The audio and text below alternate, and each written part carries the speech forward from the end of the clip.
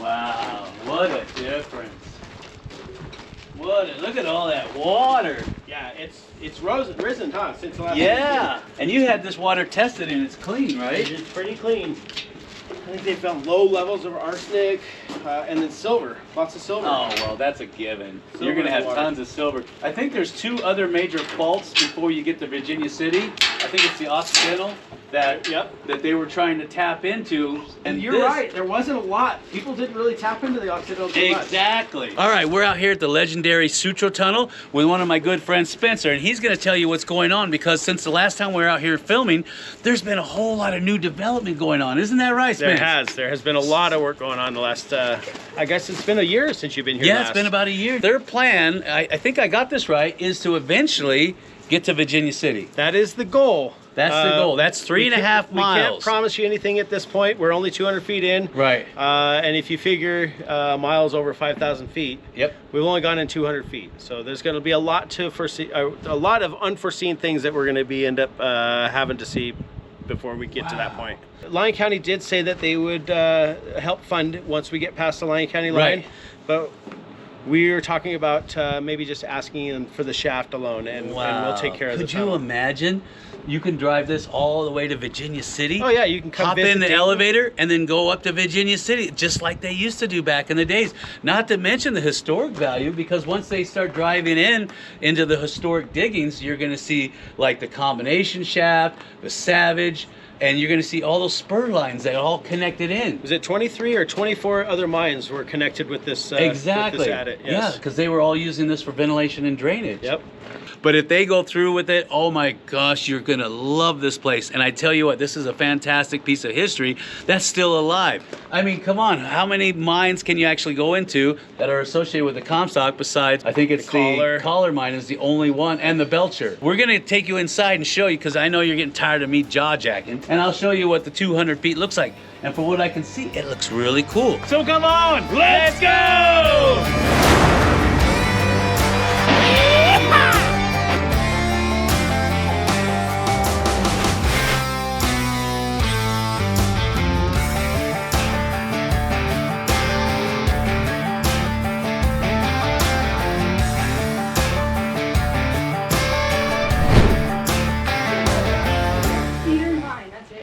All right, get on in here. I got a big surprise for you guys today. All right, we're inside the legendary Sutro Tunnel, except this time it's been modified and reinforced. And I got my friends over here. Yeah, I've got friends. My name is Spencer Davidson. I was hired on here at the Sutro Tunnel to be the caretaker. I took over for Asa Gilmore. Hi, I'm Taylor Hamby. I'm the fundraising manager with Friends of Sutro Tunnel Charity. We're out here making friends and raising funds to go back another 50 feet. So how much more money do you need to get back 3 miles? A lot. So you see this section here. Every 5 feet is $8,000. Wow. Now these are the real deal. This isn't those fake sets that you see over at the Bass Pro Shop. Every 5 feet, you're looking at $8,000. Right. And the reason why is because they had to purchase a forest. They really purchased a forest so they would have the actual wood that they used back in the old days, because the growth rings are so tight and it creates a lot of strength in the structure. And the lagging is fantastic on these things. Of course, they got foam and concrete on the top. That's why these things are so expensive to go every 5 feet. And of course, the plan is to get back as far as they can. What I would love to see is them to get 3 miles in there, back to the original workings where the Savage is, and all the other mines that are connected that are draining, especially the combination shaft and all the branches that come off of that. That's what the goal is. Of course, that's gonna require millions of dollars, and that's where you guys come in at it. Right now, I know you're itching to see what's in here, because I'm itching too. So let's see what we got in here. Let's go. What do you got in there, Frog? Yeah. Oh yeah, he's so cute, look at him. He probably lives in our pond. Yeah. You remember last time you had daylight? You were. Yep. Nice. You walk right over that pile. Yeah, I did, and I wanted to keep going.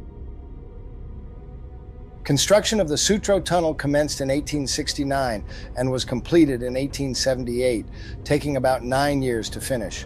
The tunnel's construction involved a workforce of approximately 1,000 men at its peak, and these included miners, engineers, laborers, and support personnel. The Sutro Tunnel is approximately 3.2 miles long and had 4 air shafts spaced approximately 2,000 feet apart along the Sutro Tunnel route. An estimated 3 million pounds, or 1,300 tons of dynamite, or giant powder as it was called, was used during the construction of the tunnel and costed approximately $5 million. Casualties on Sutro's tunnel is not well documented, but it is estimated that several dozen workers lost their lives during its construction. One such event was a fearful explosion of giant powder that occurred at the shaft house of shaft number 2 of the Sutro Tunnel, by which that building was torn to pieces. And John Martin, a windlass man, was instantly killed when he was at a forge engaged in the thawing of giant powder dynamite. On October 19th, 1869, the last big blast with cartridges of giant powder broke away the narrow strip of rock which separated the Sutro Tunnel from the deep level of the Savage Mine.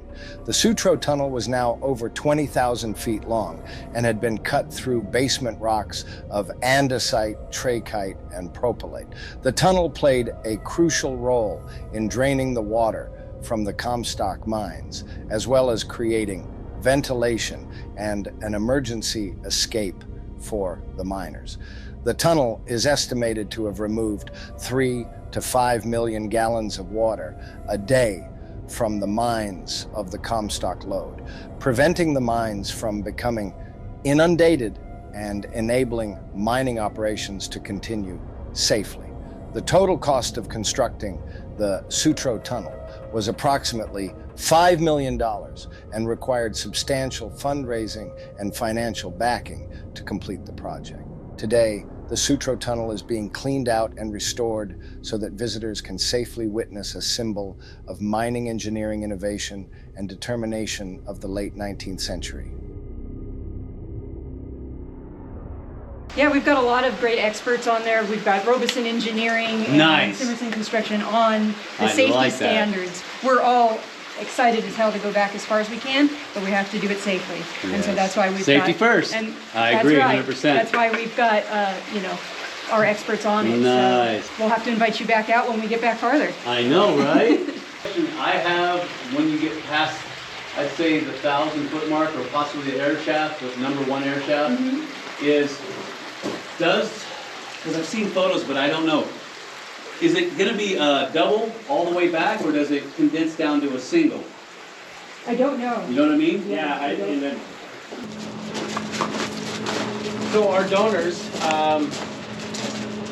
we had promised them a plaque every 5 feet. Really? Anyone who donates more than 5,000 or more, is going to get a little plaque with their name on it. That's To fantastic. commemorate them, Right. or their family, or whatever they want us to put on the plaque.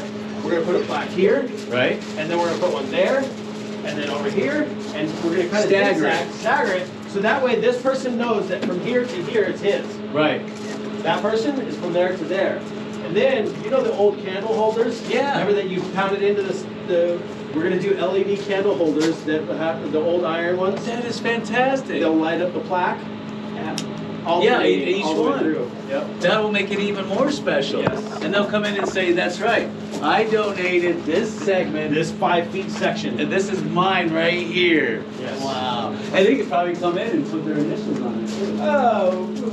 I love that. So we have the old canisters, like the old lanterns. Right. You know the big ones? Yeah. I have 2 of them. It's The big square ones. Yeah, the big square ones. Right. I took a picture. I Google imaged it this morning, and I'm gonna send it to the board and say, "This is the lighting that I want."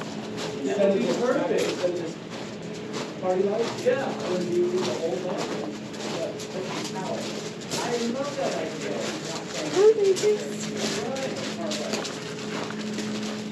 I noticed they put in. So they did.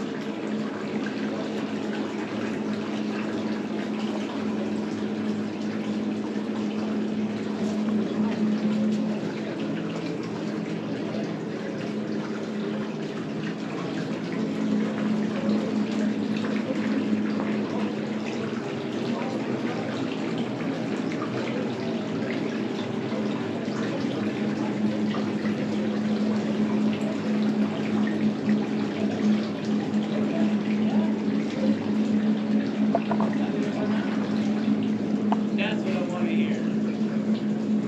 100 feet. In October, we're going another 100 feet. Nice. So by the end of this year, we'll be 300 feet in. So are they going to leave these sides open all the Yep. time? Okay. Yes, they are. Oh, and you got the original track. Isn't that cool? Wow. So Look at the apparently, water flow. the original track was there before, when we were only 50 feet in and 100 feet in. And I came in here to talk to Symerson. They were showing me some things, you know, as we were going. Right. And I saw a track. I'm like, is that the original track? He goes, oh yeah, it's going all the way through here. I'm like, well, can you do me a favor and scratch that a little bit and expose it Right. for our visitors? And they said, sure. And they did a little bit. But then I went in there with a pick and shovel and I cleaned it off where you see right now. Nice. And then I built this berm to keep the water off of it. Right. Yeah, that is the original track. That is so cool. But yeah. Holy cow. Yeah, you can see the timber work that Houston put in. Wow. And look at the flow, the water flow. Look at it, and this is something interesting I think you'll find cool, is if you look at the rocks, see how big the rocks are down here? Yeah. And then they get smaller and smaller and smaller, Yep. big again. It's like a huge event happened where all Exactly. the heavies came down, and that was a one layer right there. Yeah, you're absolutely and then right. it came in again, it flooded off that mountain. That's where all those bigger stones at that level come in again. So big stones to small stones, big stones to small stones again. Yeah. Yeah, you had obviously some flooding event. And because this is like silt material right Yeah. here on the top. And the rocks aren't jagged or structured, so they look like they've been tumbled a little bit coming down Yep, that mountain. exactly. Just smooth them a little bit, And not then- like river rock. And then up here, they're massive and they're more Again. angular. Uh-huh. Exactly, like a huge event took place. Quick. Yeah, really fast. Because this stuff looks like it's been tumbled for a while down here. Uh-huh. Like it was kind of flowing. Yeah, exactly.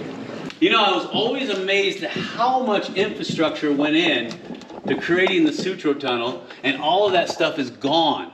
This one, all you see now is just a metal grate over the top of it. There's nothing there whatsoever. Not a scrap of wood, nothing. And we've dropped cameras down that one, and it never made it to the bottom. And it's amazing that this is all inside of it. there. And they had the hoisting works, the flat cables, all this infrastructure's gone.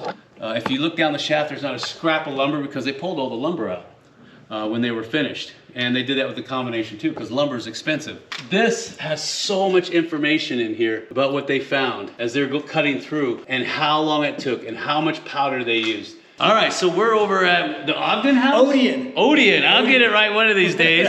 And of course, I've got Chris here, Chris Patterson. You've seen him in other videos. Hey, guys. You've got another service that you offer here in Dayton, right? I do, Carson Demolition. We do dumpster rentals, property cleanups, and are getting into dynamite. Yeah, boomsticks. See this? This is my boomstick!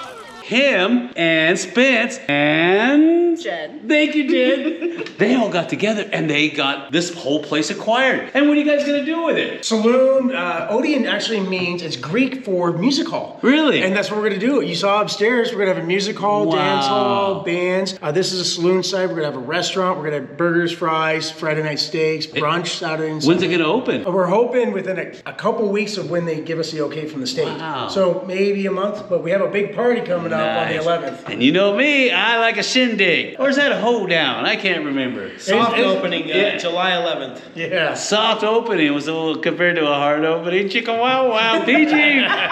So anyway. Well, you might be a redneck if somebody hollers hoedown and your girlfriend hits the floor. And with that, so come on, let's go! This would be perfect. Are you kidding me? And it's fully functional. So here's the clutch. Nice. Clutch will engage the drum or disengage the drum. Right? Right now it's disengaged, but it is freewheeling under its just under drag and whatnot. So Okay. I can stop the drum pretty easily Oh yeah, with the brake. with the brake. Once I start to bring the clutch in, even with the brake engaged, Oh yeah. it starts to turn again. That is so cool. I always like how they got the clutches on these things. That is so Now, cool. The clutch and the brake are both wood lined. It's not asbestos, it's not brake material, it's wood. Blocks of wood. Wow. So those would have to periodically be changed out. Oh yeah, they wear. Wow. but they still have good holding power even when they're wet. Holy which is a little cow. surprising. See, right now it's stopped. Yeah. Because there's a little bit of extra drag from the brake. Nice. So that it turns it. This is your story pole. Yeah, that's like a depth indicator. Correct. That's exactly what it is. So the story pole tells you the story of where the other end of the cable is at. Nice. You know, I've never seen a pole. I always see a rack going across them. And sometimes it's a dial. Yeah. Yeah. A big wide dial. This one just happens to have a pole.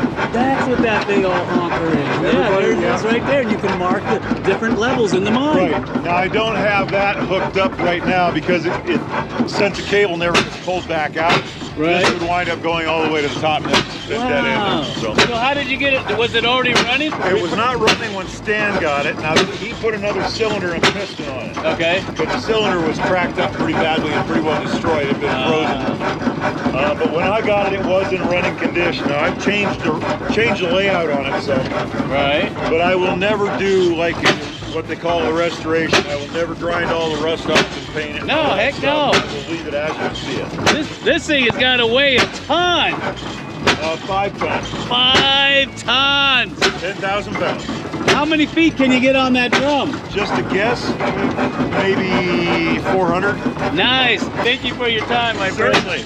So I got a couple buckets here. I'm gonna go over to Spencer's place here. I'll tell you more about his place when we get over there. But he's got some panning troughs over there so you guys can practice and get some gold and some gemstones. So come on, let's go. Okay, let me check your, You check that. just out of I'm curiosity. interested to see if you pull anything out of there. And yeah, you're gonna get wet.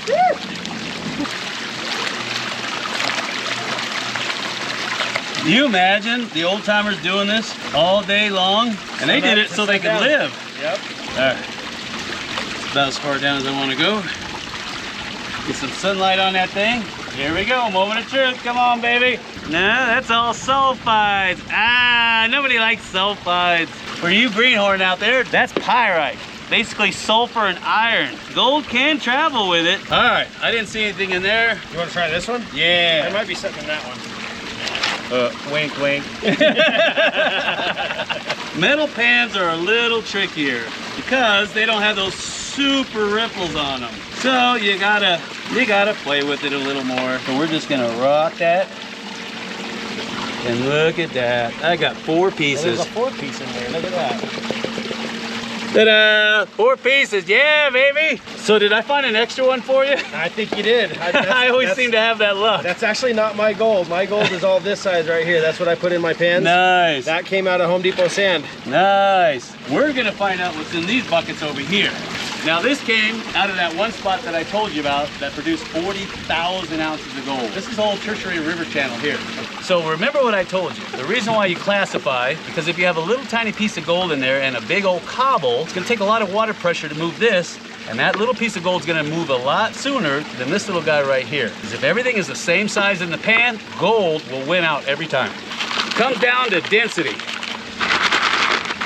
Nice river rock, see the oxides on there, isn't that beautiful? Now that's about as full as I like right there. Remember what I taught you, knead it like you're making bread. Because the gold is 19.3 times heavier than water. If you do this, it'll help get it to drop to the bottom. And that way, you don't run risk of losing your gold. Now, we're gonna agitate this material and get it to stratify even further to get the gold, if there's gold in there, or heavies to drop to the bottom. The way you do that is you vigorously shake back and forth, back and forth. Now anything heavy now is at the very bottom, right now. And then I'm gonna tilt forward, and as I tilt forward, anything heavy is gonna slide to the front and all the lighters are gonna come to the top. Now if I wanted to, I could use the back of my hand and rake the material out. If I was in a hurry and I wanted to get this stuff out because I wanted to sample 100 locations in a day because I'm starving to death and I need that gold, that is a faster way to do it. Like I said, you can rake or you can use the water to do it for you. It's totally your preference. Stratify, tilt. Now that I'm down to less material, I can actually use the water to wash the lighter material out the top. Swirl it, get it back in the pan. As you get down to the final amount, you want to get slow. Just like that. Now, I always like to give it about 3 or 4 taps on the side of the pan with it tilted forward. And the ideology behind that is if there's any smaller gold that's stuck in the upper section of the riffle, it'll actually bounce down to the bottom. Tap. I'm gonna swirl the lighter material off, and I'm gonna do a patent move called the Williams wiggle. What is okay? that? Pay attention. Wiggle, wiggle, wiggle. And that is what I'm talking about. Wow. Are you kidding me, right? Now, if that doesn't get your blood pumping, nothing will. Wow. 40,000 ounces of this material came out of that spot. I thought I was going to see a couple pieces. I did not know I was going to see that. That is amazing. Thank you, that was amazing. You bet. Don't forget, down below is the link for The SutroTunnel.org. because that's where you're going to make your donations at to help them get that thing finished so that they can pop up here. Because that's where it goes, 3 miles long. Can you imagine that? You got any shout outs? No, not really. So if you like this video, give it a thumbs up, smash that like button. So come on, let's go!